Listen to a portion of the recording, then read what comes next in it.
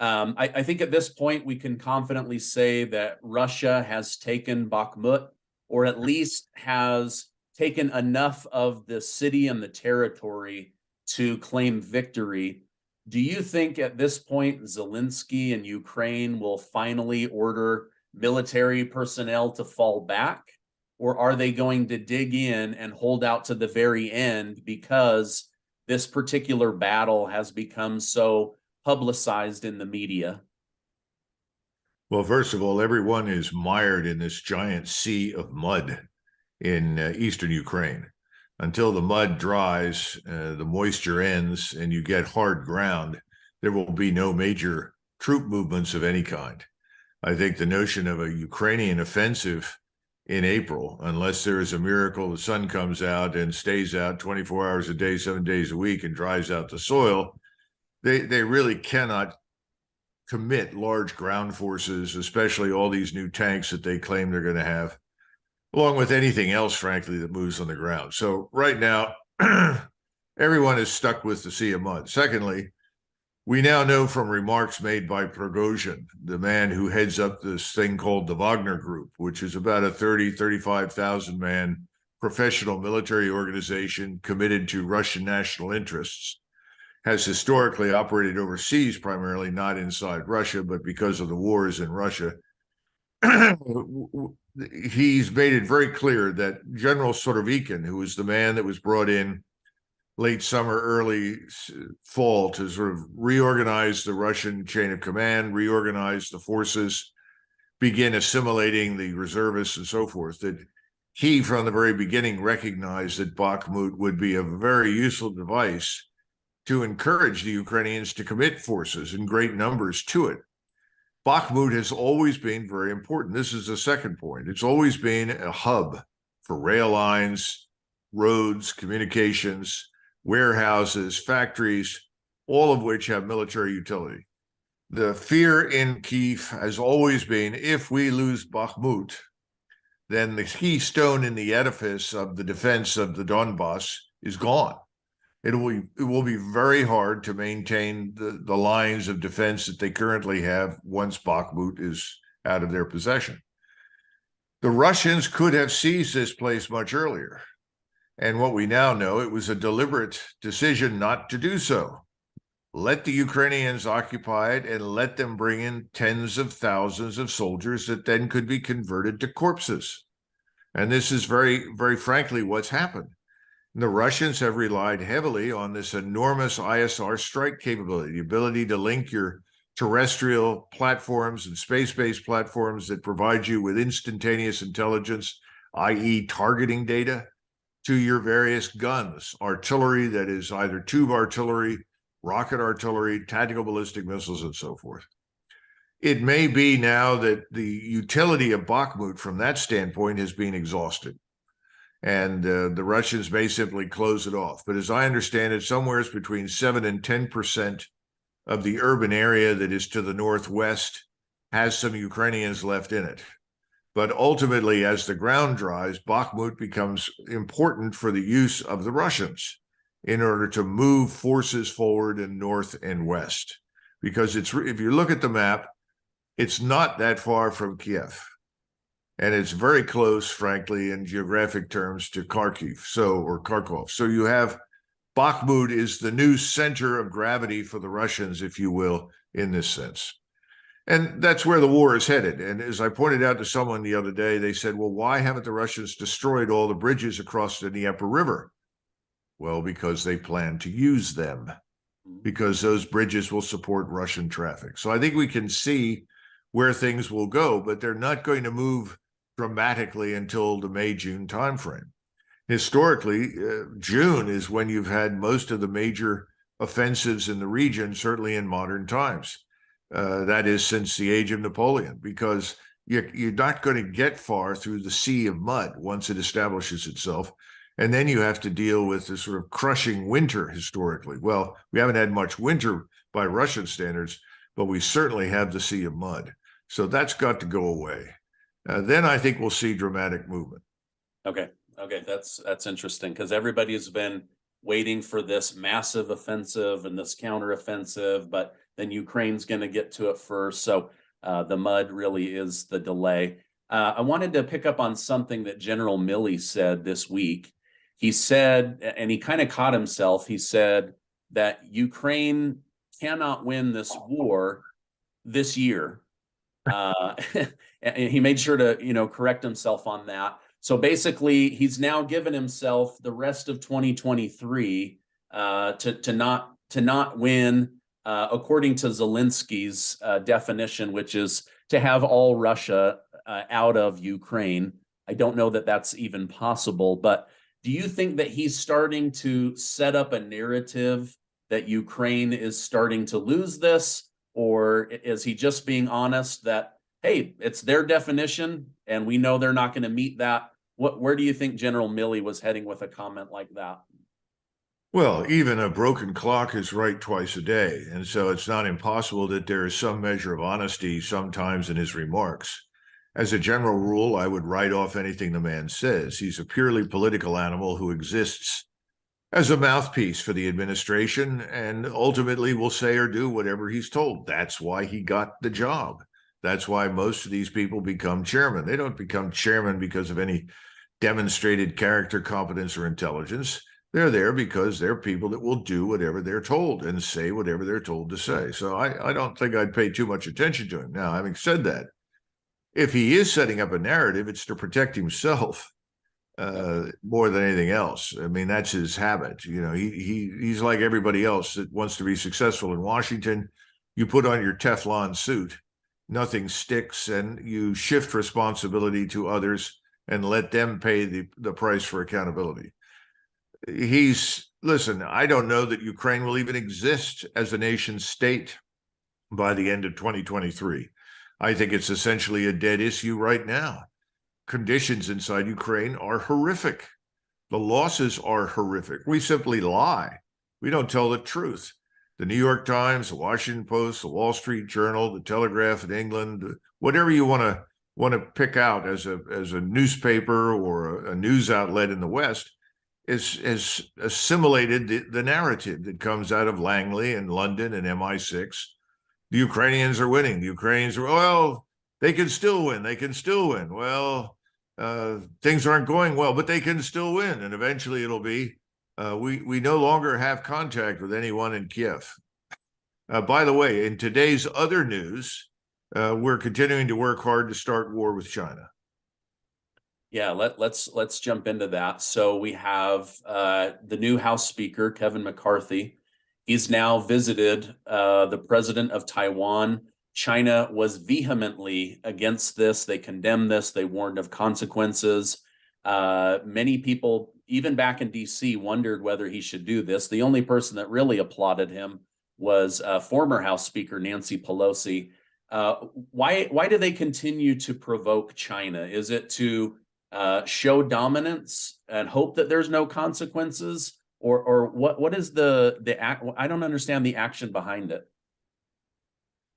China is a useful instrument, particularly to the armed services, especially the Navy and the Marines. It has appealed to politicians on the Hill who always act irresponsibly. They're never held accountable for anything they say or do. China, it's easy to stand up and hurl abuse at China. Someone the other day tried to ask one of the senators, I've forgotten who it was, who likes to talk about China as this great evil empire, about the Uyghurs. And the Uyghurs are, of course, this Turkic Muslim people. There are between 11 and 13 million of them. And they said, well, the Saudis sent a delegation of clerics and governmental representatives to China and were given total support and carte blanche to visit the area where the Uyghurs live, to go into these so-called concentration camps and see what was happening.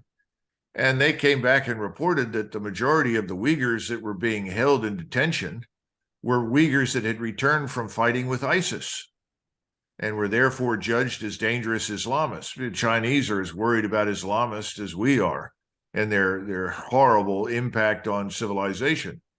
And the rest of the people that are there with them are either related to them or supportive of them insofar as they are stressing their Islamist views. the rest of the population, which is 95 to 98% of the Uyghur population, is not part of this and is therefore not involved in this. Well, the senator said, well, I know nothing about that. Well, of course he doesn't know anything about it, doesn't want to hear anything about it. It's necessary for us, as we've learned over the last several decades, to demonize whomever we fight.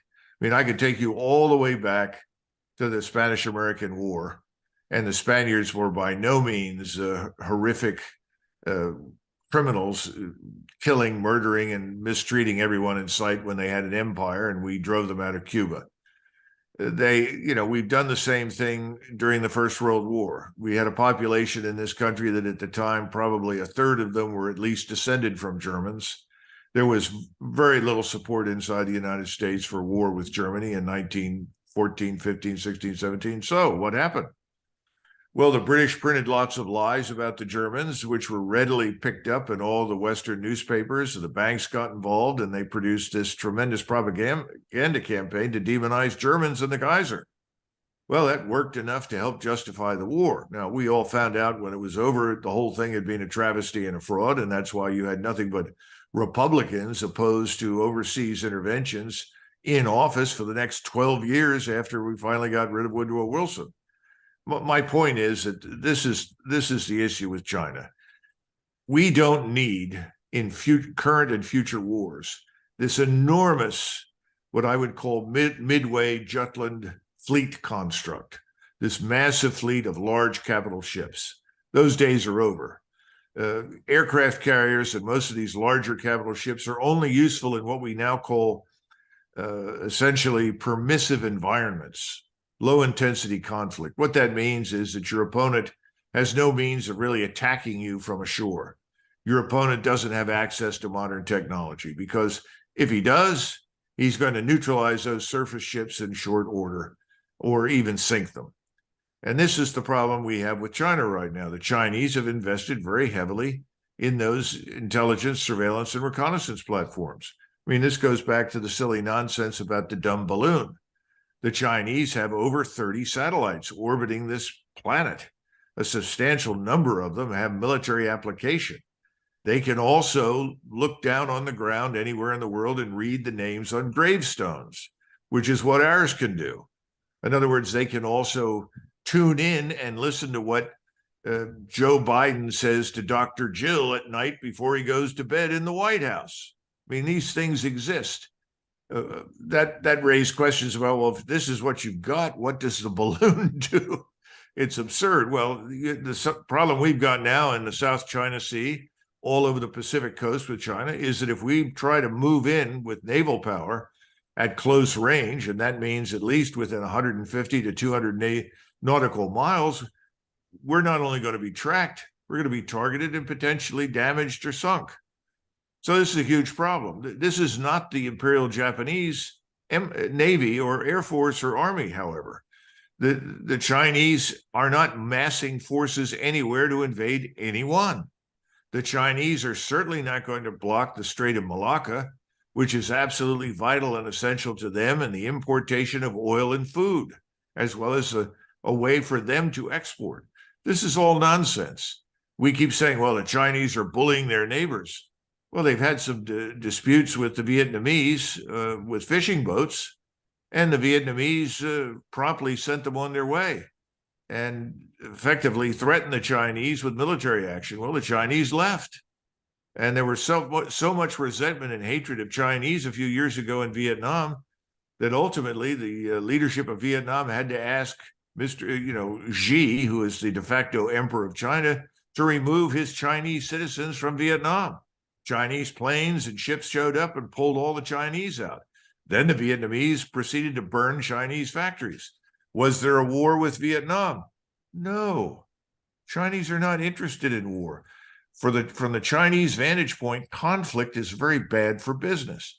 So what's their focus? Well, they say, well, the Chinese are trying to conquer all of Asia. No, they're trying to build a commercial system that allows them to trade with everybody on the Eurasian continent. That means everyone from France to Tokyo.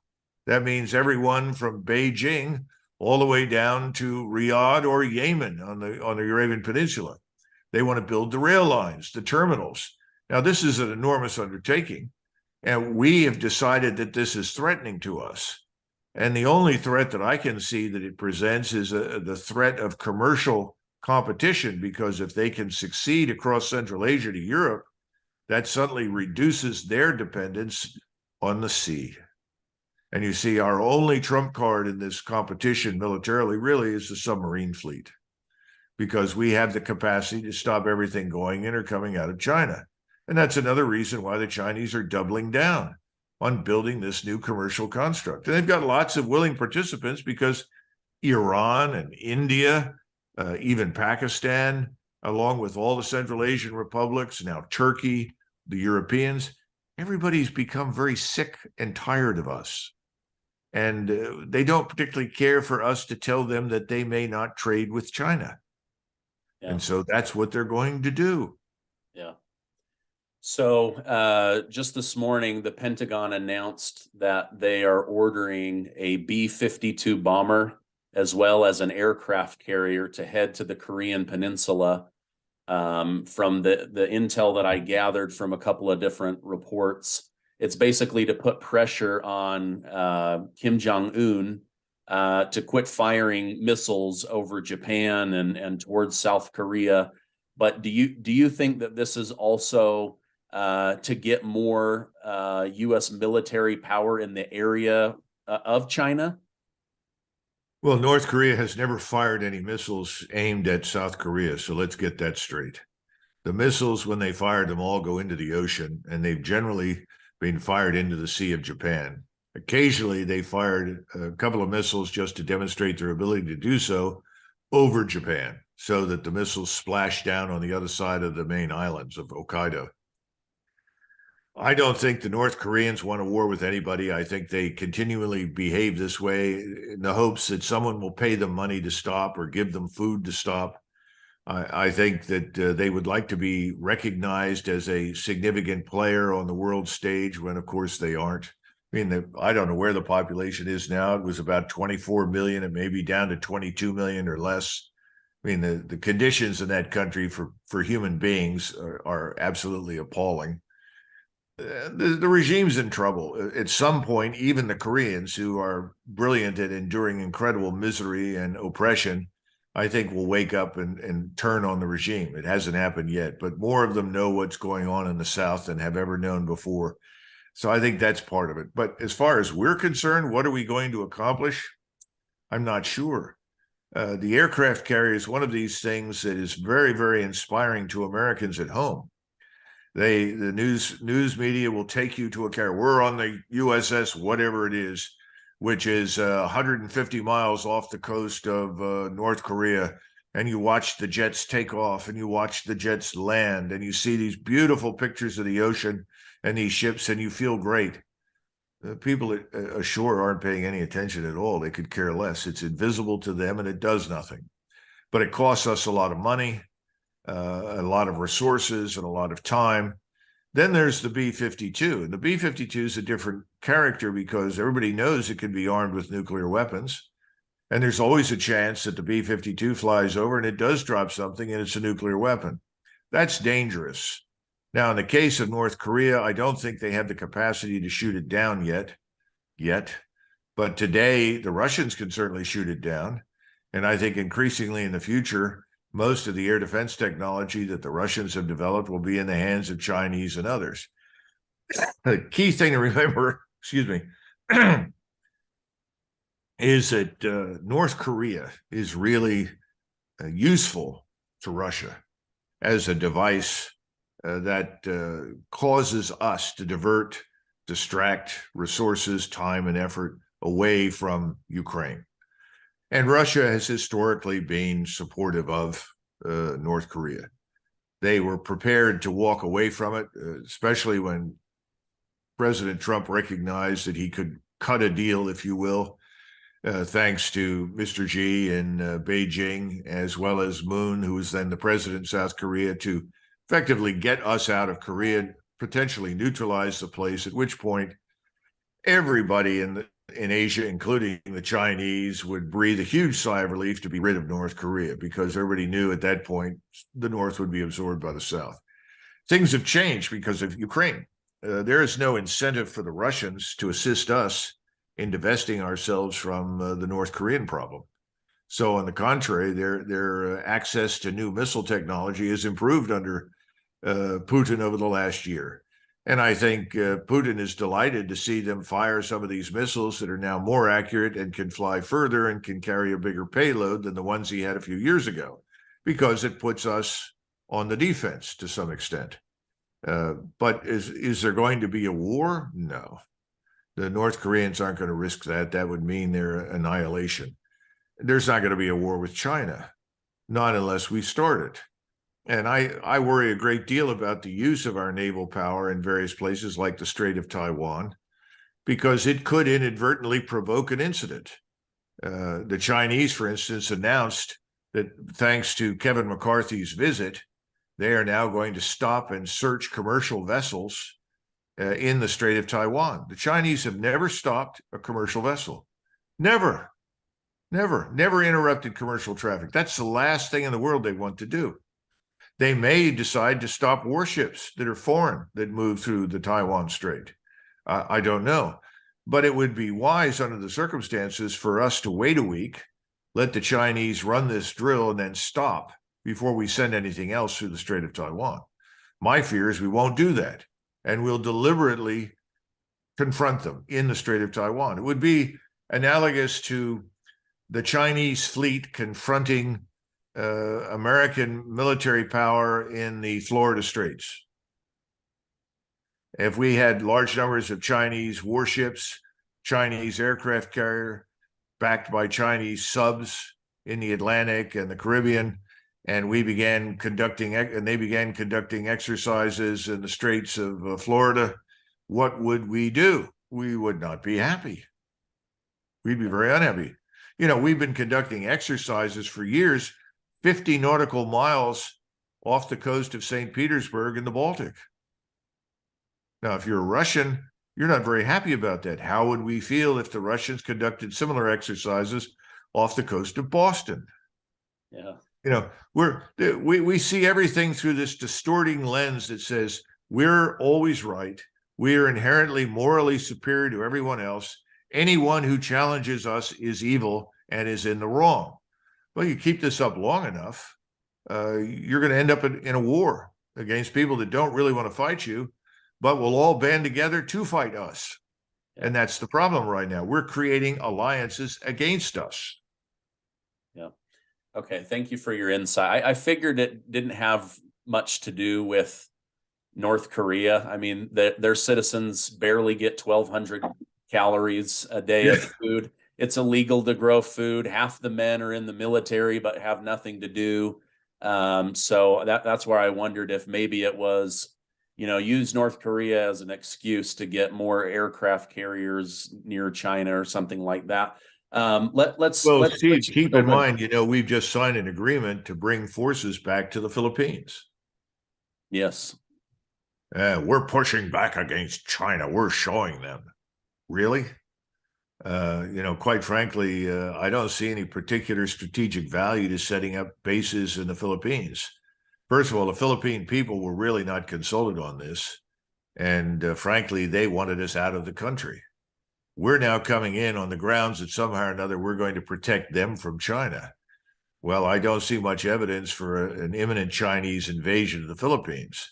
The issue with China for almost everybody in Asia is that if you let them in the country to do business and you don't regulate it and control it, pretty soon the Chinese come in, the size of their population doubles and triples, and half the businesses in the country belong to them. That's the threat. In other words, it's not military. I don't know what we're doing because we're allegedly stopping the Chinese from doing something. So he said, well, we have to stop those bases on the coral islands, these little reefs in the South China Sea. Look, take an admiral aside and ask him that in the event of a conflict, how long the Chinese installations on these tiny little strips of coral are going to last in a war. And his answer will be, we can annihilate those in 10 minutes. This is all nonsense. So why are we doing these things? And you could come up with a whole range of explanations, but I'm afraid that there are too many people who are served by it. But the American people aren't going to benefit strategically from any of this activity. Yeah. Okay, so Finland has now officially joined NATO. We've moved, NATO closer to Russia, which Putin does not want. Do you think that there's going to be a future conflict between Russia and Finland, or is the main focus going to be on Ukraine? Well, as long as Ukraine lasts, as long as the conflict persists, and as long as we insist on provisioning whatever remains in Ukraine with equipment, and as long as we ship in mercenaries or military advisors and provide them with critical intelligence, surveillance, reconnaissance information, and data, there is always the potential for an expanding conflict. I mean, that's quite real. The biggest danger, I think, right now is Poland. The Poles have convinced themselves that this is an opportunity to potentially regain control of parts of Western Ukraine that used to be formerly under Polish administration. In fact, if you go back for most of its history, Western Ukraine was under the Polish or Lithuanian occupation.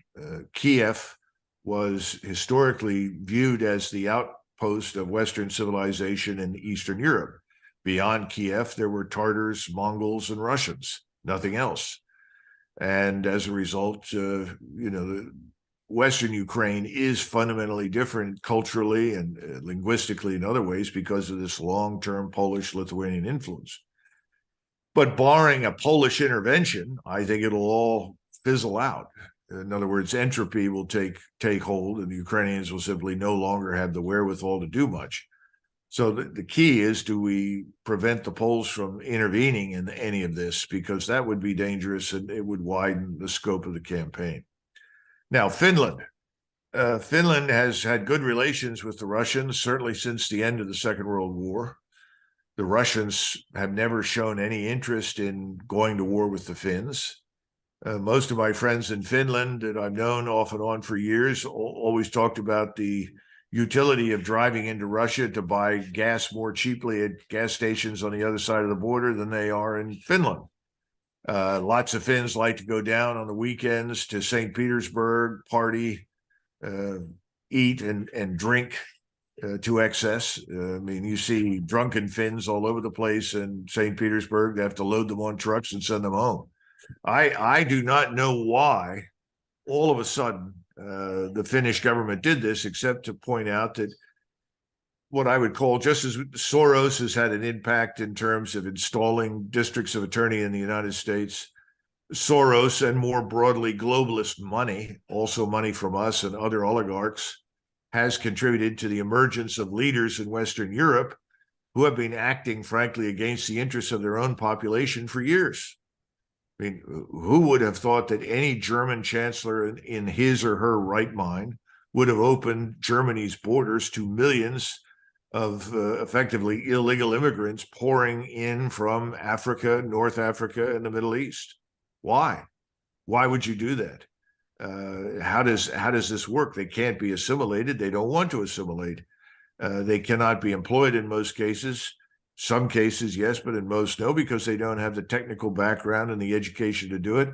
But that happened. Why? Well, you have to go back and look at the people that supported Merkel. You have a similar situation in France with Macron. Who is Macron? The bank teller from nowhere who automatically becomes president of France. I mean, it's bizarre. These people have not been acting in the interests of their own people. So we had this Finnish prime minister, this attractive young woman. She was very charming, and she became famous for stepping out of the disco long enough to tell everybody why we would stand by Ukraine until Russia was destroyed or something. Then she went back to dance in the disco. Who are these people? Are they completely crazy? Not completely, but they're certainly irresponsible, and they're not equal to the tasks assigned to them. Now, will Finland profit from its NATO membership? Seems doubtful. I think there's another huge reason that we're missing. Finnish neutrality worked. Austrian neutrality has worked. Neutrality is not a bad thing. Neutrality is often a very good solution. It would have worked brilliantly in Ukraine. The neutral states like Finland and Austria have profited enormously from being neutral, not allowing themselves to be dragged into these highly politicized conflicts that spill over into trade and economics. Unfortunately, they've now walked away from this advantage. I don't think the Austrians will, but the Finns have. Will they rethink all of this, reconsider? And what about the Swedes? I mean, I get emails constantly from people in Sweden saying, please come over and talk to us. Please come on our show and talk to us, because the Swedish people are beginning to figure out this is not a good thing. We weren't asked. There was no referendum. And there should have been. In a country like Sweden of 8 million people or something, could have had a referendum on whether or not to join NATO. Why didn't they hold it? Because they didn't think they'd win it. Yeah. Oh, that's a good point. I mean, just like our representatives are supposed to represent us. I think most Americans want to be out of war, but the politicians don't want to be. And that's probably what Finland is dealing with right now. I'm sure some of your viewers watched this film years ago. Tom Hanks played the role of this famous congressman who almost single-handedly dragged us into Pakistan to support the Mujahideen in Afghanistan against the Soviets. And there was a comment that he makes about getting elected. And he says, well, let's face it, voters don't win elections. Donors win elections. Everyone in Washington is listening to their donors. What happened to the people that are supposed to vote for them and decide their futures? Americans need to wake up. This democracy has become a meaningless facade, in my judgment. We are not represented in Washington. Remember Ralph Nader years ago? A lot of people didn't like Ralph Nader, said he was a Democrat. Well, I always liked Ralph Nader a great deal because he was a very honest man. And he kept looking into the camera and saying, wake up, Washington is occupied territory. Now, his argument at the time was about corporations, and he was right. Well, now it's about corporations and foreign lobbies and oligarchs who represent interests that are completely divorced from those of the American people. Can you explain to me why any American should march into eastern Ukraine and fight the Russians over it? Set aside all the emotion and sentiments, whatever exists. Why should we do that? I mean, this is reminiscent of Thomas Jefferson, who came to George Washington and wanted us to ally ourselves with the French Revolution. Said they're Democrats like us. We need to unite and commit the world to democratic revolution. Well, Washington was polite to him, thanked him for his visit. Then he met with, Alexander Hamilton, and he said, I like Thomas Jefferson. He's a wonderful man, but he's insane. If we were to do such a stupid thing, he said, first of all, these French revolutionaries are not us. What we wanted and what they want are not the same. We have a republic, and we got there without murdering tens of thousands of people. We don't want that. And if we join them, well, then the Austrians and the Prussians and the Russians and virtually everybody else who has any armed forces will start landing in North America along with the British, march on us and destroy us. This is absurd. Well, this is the same mentality now.